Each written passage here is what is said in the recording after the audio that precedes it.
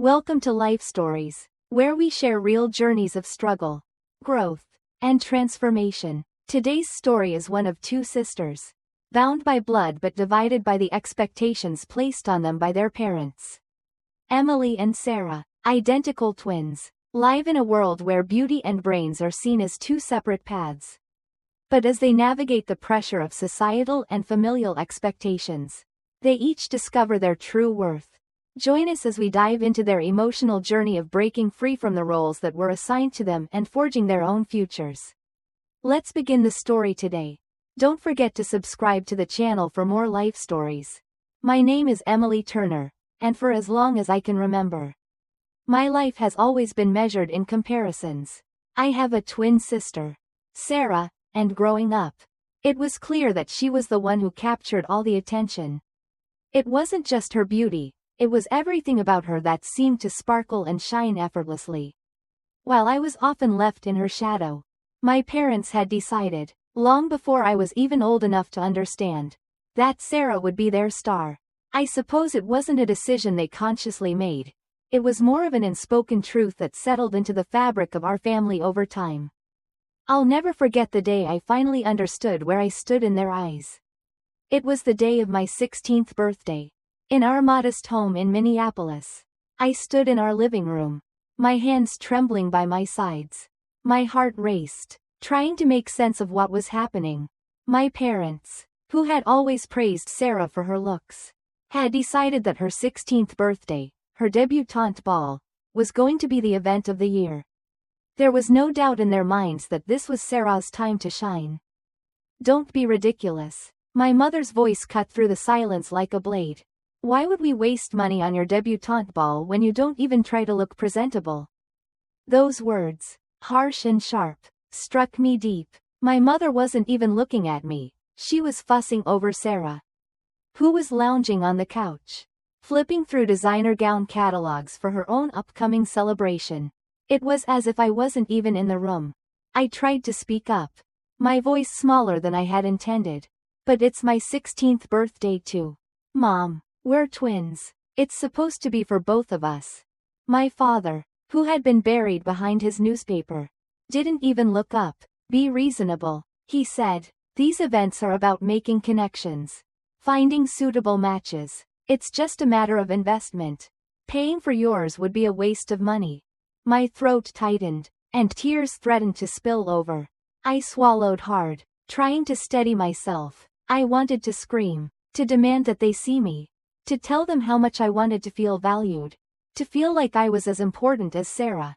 But all that came out was a weak, "I understand." My mother nodded, her eyes glinting with a certain kind of finality.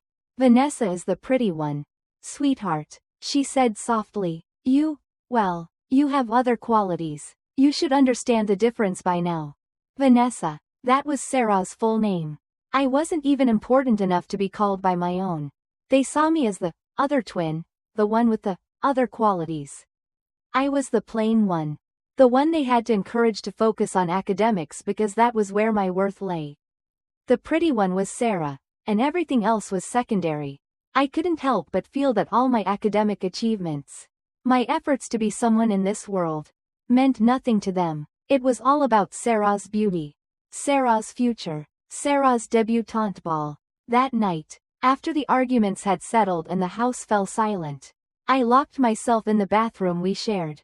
I stared at my reflection in the mirror, looking at the girl with the chestnut hair and hazel eyes that were so similar to Sarah's, yet somehow always felt like they didn't matter. We looked identical in so many ways, yet somehow the subtle differences between us were enough to convince everyone, including ourselves, that she was the pretty twin, and I was the smart one, as if I couldn't possibly be both. When I finally emerged, I overheard my parents in their bedroom, their voices muffled through the thin walls of our house. They were discussing my future. And once again, I was the afterthought. "We should start looking at college options for Emily," my father said, his tone practical, indifferent. "Something affordable," my mother added in agreement. "We'll need to save everything else for Sarah's wedding fund. With the right introduction at her debut, who knows, she might not even need college." My body froze. my chest constricting with the weight of their words. This wasn't just about a birthday party. They weren't just planning my future. They were deciding what kind of person I would be. They had already mapped out Sarah's path. And I was a footnote in the margins of their plans. I pressed my back against the wall, my hands shaking as I fought to hold back the tears. My parents had already decided that my worth was secondary, and no amount of academic success or personal growth would ever change that. And so, I began to bury myself in my studies. If I couldn't be the pretty twin, I would become exceptional in other ways. I pushed myself to be top of my class, to win scholarships to the best universities, to carve out a future where I could be more than just the girl who didn't belong in a ball gown. The world had already written me off in so many ways, but I wasn't going to let them define who I was. By the time I turned 16, I had already mapped out a plan for my future.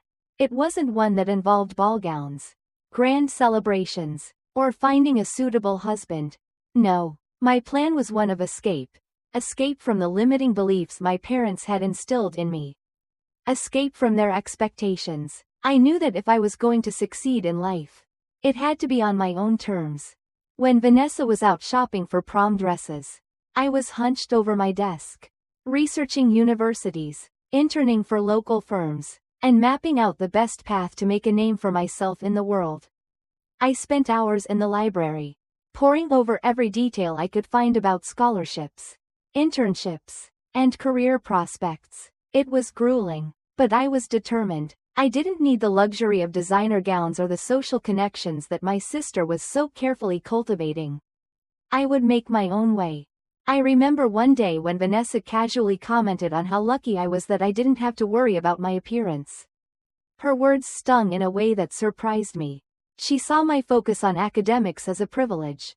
You get to just be yourself, she had said, as if somehow my obsession with achieving was a luxury, a free pass in life. I couldn't bring myself to tell her that it wasn't by choice, it was necessity. I had no other way to earn their approval. No way to stand out in a family that had already decided what my role was. Her words lingered in my mind long after she had left the room. And they made me realize that, in many ways, she had bought into the narrative our parents had set up. She had been conditioned to believe that beauty was the only currency that mattered. That her worth was tied to the approval of others, while I was taught to rely on my intellect. The sad truth was that neither of us had been given the chance to truly be ourselves. We had simply been molded into roles that were assigned to us at birth. It wasn't easy, of course. My parents saw my academic success as appropriate for someone like me, someone who wasn't the pretty twin. They didn't see the late nights I spent studying, the times I sacrificed sleep to read textbooks, or the weekends I spent volunteering at the local courthouse to build my resume. They never acknowledged the pressure I was under to prove that I was worthy of something more than the life they had designed for me. At school, I was determined to shine in every way I could. I volunteered for debate teams, joined academic clubs, and worked tirelessly on my grades. I didn't want to just be good, I wanted to be exceptional. It was my only way of gaining any kind of recognition or value in their eyes. But it was hard. It was hard knowing that no matter how well I did, it would never be enough to outweigh Sarah's beauty and the attention that came with it. Then, one day, something happened that would change everything. I sat down with my school counselor, Mrs. Winters, to discuss my future plans. I had done the math. If I graduated early, I could apply to top-tier universities. And I could even secure scholarships if I worked hard enough. My plan was meticulous. I wanted to escape. I wanted to prove to myself, and to everyone, that I could make it on my own. When I presented my plan to Mrs. Winters, her eyes widened with surprise. "This is ambitious, Emily," she said, her tone a mix of admiration and concern. "But I think you can do it." I felt a flicker of hope. A small glimmer that maybe, just maybe, I could break free from the life my parents had already mapped out for me. With Mrs. Winters' support, I enrolled in additional courses, worked through the summer, and pushed myself harder than ever before. I knew the road ahead wouldn't be easy, but I was determined to prove to my parents, and to myself, that I wasn't just the smart twin, I was someone worth investing in. As my plans for early graduation and a future at one of the prestigious universities I had always dreamed of began to take shape, I felt more and more like an outsider in my own home. My parents didn't understand my drive. They thought I was pushing myself too hard, that I didn't need to compete with Sarah's social success. What they couldn't see was that I wasn't competing, I was simply securing my future. But it wasn't just about my struggles. Somewhere beneath all the competition and rivalry, my twin sister Sarah was also struggling. For years, I had seen her as the golden child, the one who always got the best of everything: designer clothes, attention from our parents, the dream debutante ball. I had never really considered what it was like for her to be the center of all that attention. The one who was constantly being shaped into someone who would bring our family social status, all while being told that her beauty was her greatest asset. One evening, after I had spent hours researching scholarships and college applications, Sarah came to me. Her voice was quieter than usual, her words laced with uncertainty. I wanted to go to college. You know, she said, her eyes downcast as she sat beside me on the couch. I applied to some state schools. Nothing fancy, but when I told Mom and Dad, they said it wasn't part of the plan. I blinked, stunned by what she was saying. Sarah, the golden girl, the one who had everything I ever wanted, beauty, the world's admiration, was not immune to our parents' harsh expectations. What do you mean? I asked, confused and a little angry that our parents had failed her just as they had failed me. She shrugged, her voice tinged with frustration.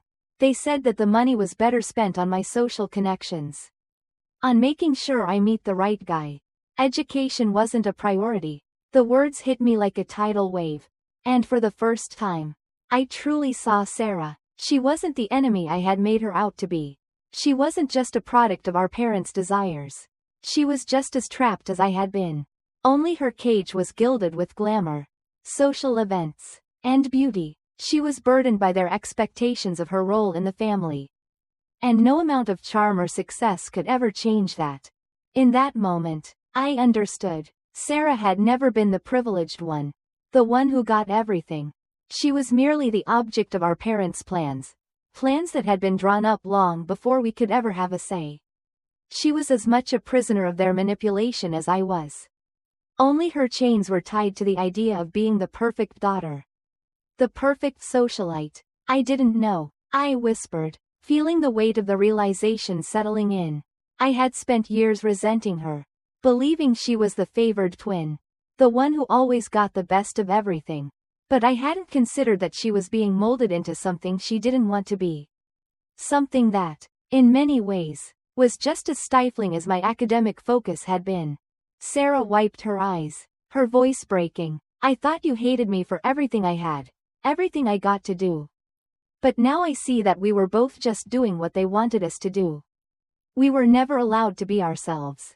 We sat in silence for a moment, the air thick with the unspoken truth. Neither of us had ever been given the space to live on our own terms. We had been forced into roles, Sarah as the pretty twin and me as the smart one. But in that moment, I realized that those roles didn't define us. They never had. Do you want to get out? I asked softly, the words feeling like a promise that I hadn't been able to make before. I can help you. I'll do everything I can. Sarah looked at me, a mix of fear and hope in her eyes. I don't know if I can, she replied. I've been so caught up in trying to live up to their expectations. But I want something different. I just don't know how to get out.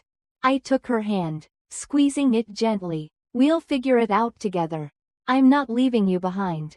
You're not alone in this.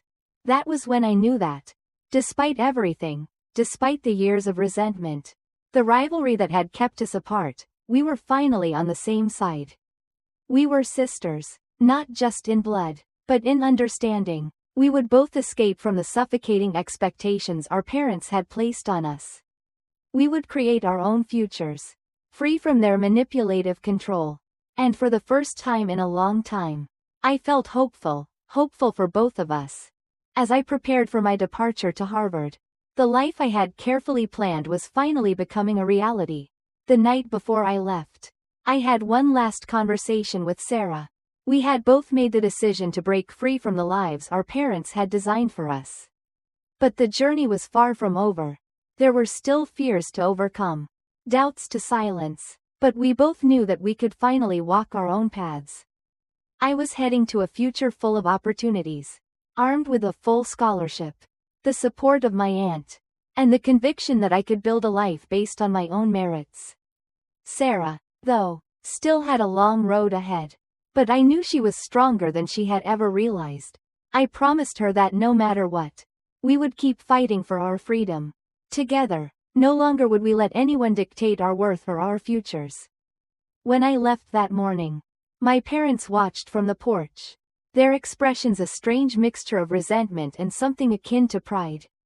It wasn't the farewell I had dreamed of, but it was enough. I had made my choice, and I was finally ready to embrace my life, my way. 10 years later, I look back on that moment with clarity.